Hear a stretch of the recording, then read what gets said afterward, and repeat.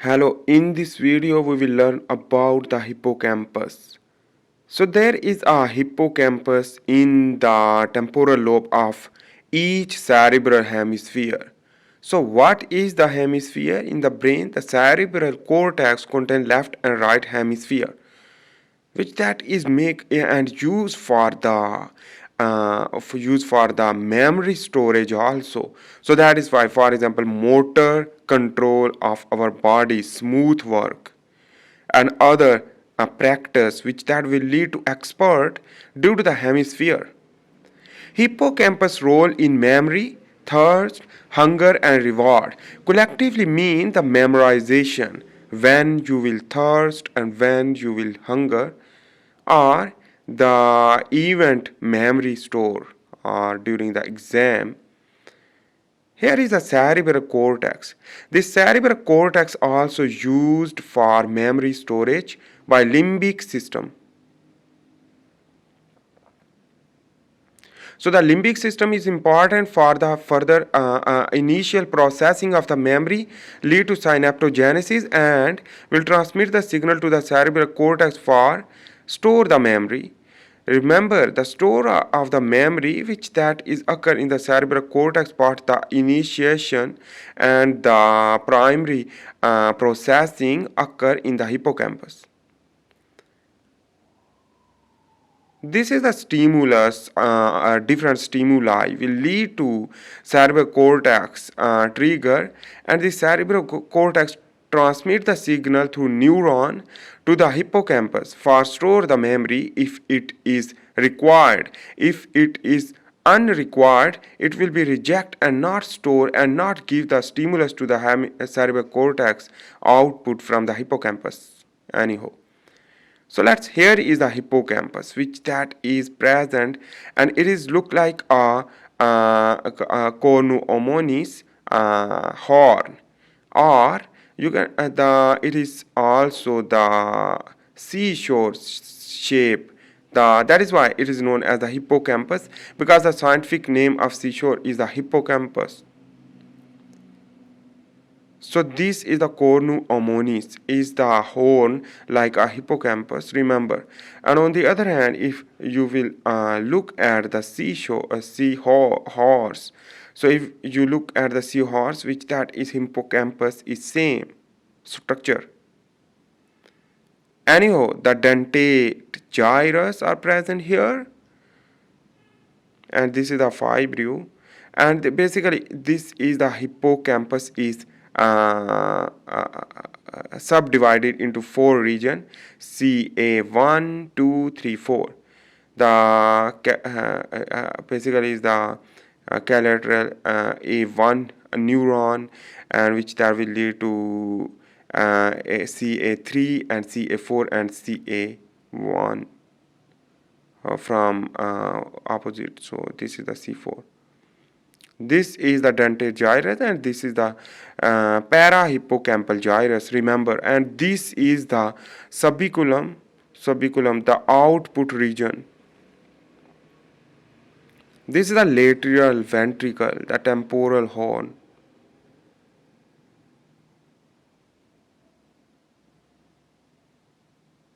Anyhow, I hope you make sense about that things. So this is the cerebral cortex, the input. This input, the cerebral cortex, will transmit the signal from the cerebral cortex after the stimulus will go into the hippocampus, and this is the C4 will receive, will lead to transmit the signal to the CA3 neuron, and CA3 neuron will lead to CA1 neuron, and the CA1 neuron will transmit into the entorhinal area. So the entorhinal area and subiculum from output region, the subiculum and the entorhinal area. In this way, it will be transmit the signal and the variety of input of limbic output to cerebral cortex. So the limbic output will lead to input to the cerebral cortex. So cerebral cortex will store this memory if it is useful, and the synaptogenesis will occur. Remember that things in the hippocampus, the synaptogenesis and the neurogenesis. This is the temporal horn of lateral ventricle. Remember, this is the that is why the lateral ventricle, the temporal horn, the lateral ventricle. I am showing in the diagram. So this basically after this, the processing in the cerebral cortex, integration, cognition, learning, synaptogenesis, and neurogenesis will occur.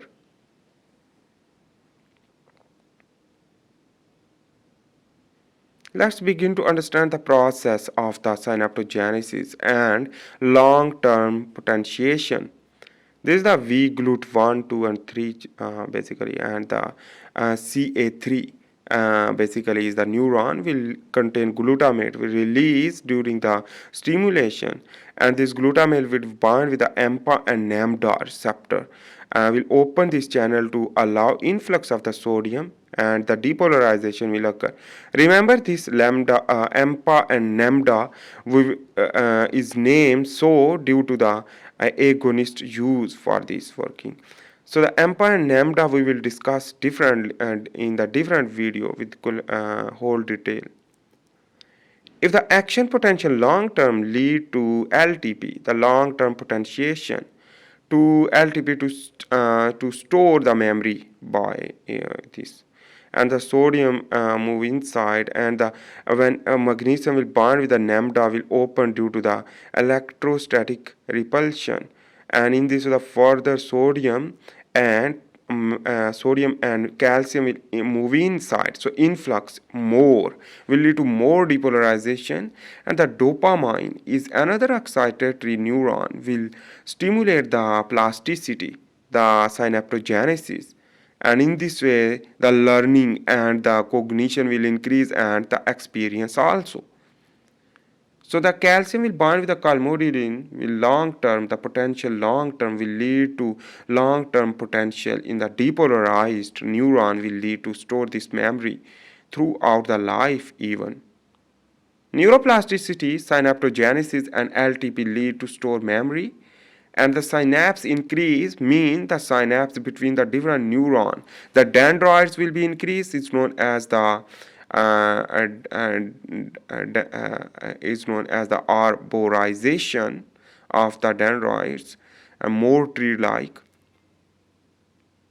Summary of hippocampus, let's begin to understand. For example, the stimulus will trigger the higher brain cortex, can be weather, punishment, excitement, party, reward, exam, and exam preparation, love, and hate during the experience. Will lead to cerebral cortex is a stimulus can get and to give the input into the hippocampus. After going to the input hippocampus, the processing will occur will lead to different direction of the cerebral cortex, lead to output, and this output is the basically is the input of the cerebral cortex. Again, will lead to revise and rewind the memory by stimulation of higher brain cortex. Remember that things. Basically, is the hippocampus is important for the learning and store memory long term via a cerebral cortex, because cerebral cortex is important for the store memory because it is the bigger part and the motor as well as non-motor function. So it is the different target of the hippocampus to the cerebral cortex for the learning. For example, the hand movement during the development of the baby is working smooth, like learning of walking, the learning of grip, the learning of smiling, etc. is the different type of the learning will lead to it is motor neuron is involved for the learning to again that task will occur, and the again refinery due to the again and again task for the movement. So anyhow, I hope you make sense about that. This video was about the hippocampus, the anatomical aspect and their function, and I hope you make sense. Next video we will understand about the another LTP, the long term potentiation process, but this is video about the hippocampus. Thanks for watching. Bye. Please make sure to subscribe.